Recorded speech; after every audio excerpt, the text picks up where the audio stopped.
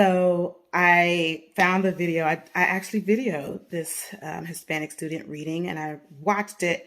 You can't see his face, so he's protected. And so I think I would like to share it with you. He has a strong accent, so I'm hoping you can hear that he is reading the words. The beauty is that he acts to read. For these several years I've been working with him, he would never volunteer. And I feel really strongly about this. And if you're a teacher, please hear me out. I never, ever ask a child to read publicly who I know struggles in reading. It must be in their time and on their terms. That's where the confidence comes. It is so humiliating when you struggle to read and people are hearing you. So I've never asked him to read. I just was waiting for him to be ready. And today I said, okay, who would like to read the morning scripture? He was like, I would. I was like, who said that? It was like me. And I was like, you? I was like, okay. But I was nervous. I was like, Lord, I hope. And he read 5 verses. There were some hard words in there, that words that don't follow phonics rules or anything. And he read straight through them.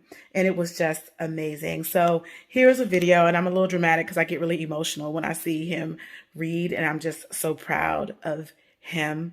And my husband asked me, is this classical education or just you? So I have taught in public schools for many years. And then I came over to classical education. If you notice the way he's reading, you can tell he understands the story, just kind of some of the little slight emotions in his voice. And then you didn't see the discussion. Like when we discussed, he can read and understand. And the beauty about classical education is you're doing more than just teaching coding. You're decoding, you're teaching critical thinking. You're teaching them to think about what they're reading, to begin to analyze it, to connect it to their lives, to make sense of the text. And so I do believe classical education has played a major role in this. Also, even though it may not be taught a lot in classical schools, I teach classical education from the perspective that this is all of our story, and we're all a part of the story. We're all important. The story of America is about all of us. So it's not exclusive. It's not about one is stronger or better than the other. So, and I believe that's classical. I believe classical is inclusive, whether it's done that way or not. When I read classic texts, I see inclusivity.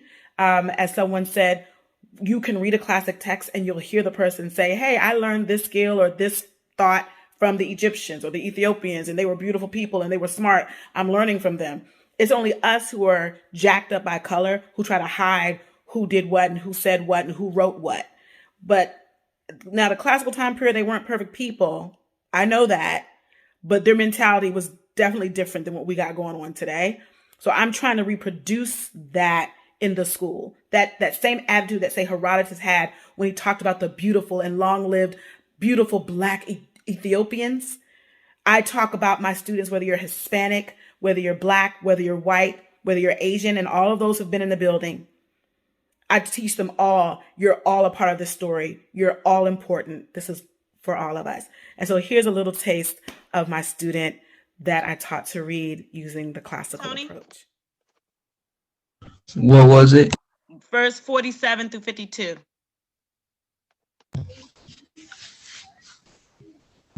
Laban called it Hagar, Shaduha, and Jacob called it Galid. Laban said, this kept is a witness between you and me today. That is why it was called Galid. It was also called Mizpah, because he said, may the Lord keep watch between you and me when we are away from each other. If you menstruate my daughters, or if you take any wives or wives beside my daughters, even though no one is with us, remember that God is a witness between you and me. Laban also said to Jacob, here is the Hab, and here is this pillar I have set up between you and me. This hap is a witness, and this pillar is a witness that will not go past this hate to your side to harm you, and that you will not go past this hate and pillar to my side to him, me, Very my. good. That's awesome. Oh, wow. Oh my gosh, look at you. Okay, I'm sorry. I just got really excited. Kevin, go ahead, sweetie. What do I read? You're reading from 51 through 55. Okay, so that was the little sample of my dear Tony.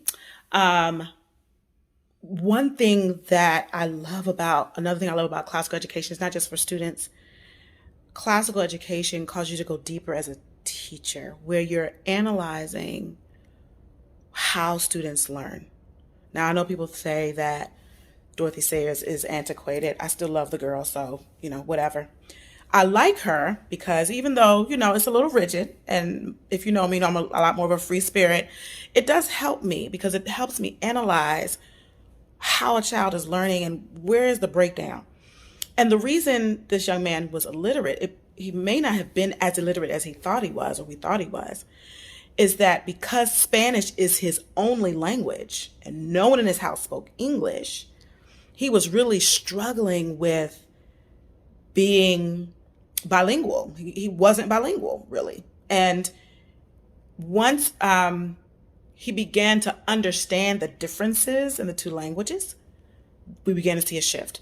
We saw a huge shift when he started learning Latin.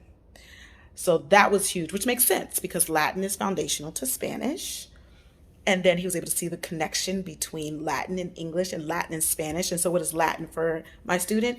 A bridge. And I'm all about building bridges, right? Latin is the common language. It's a common language between a Spanish speaker and an English speaker. Hello? So he was able to make that connection. And so this is, again, another reason why I love classical education. I'm really not concerned about what people are saying about classics or classical education and white people and white supremacy and all that stuff. It's out there. I know it's there. I have seen it. I have lived it. But in my world, in my school, in my space, and anyone who wants to be a part of that, I'm about creating another kind of society. And I'm really focused on the young people, especially K through 16, K through college. Like, can we get some perspectives where we get on the same board and get to this common ground and maybe even change the narrative if possible?